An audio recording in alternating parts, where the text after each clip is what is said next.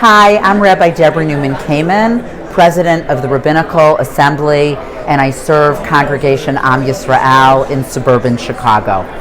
I want to talk to you about the importance of voting for Mercaz in the upcoming World Zionist election.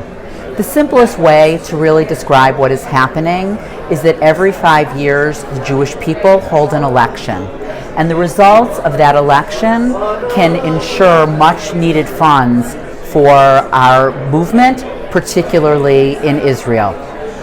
5 years ago, frankly, we did not do the best job we could have, and that resulted in losing money, much needed funds that were irreplaceable. So in a very small way, you can help our movement worldwide by voting. Please go to Mercaz 2020 and register to vote.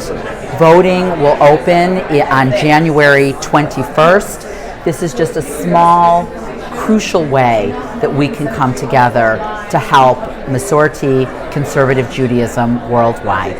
Thank you.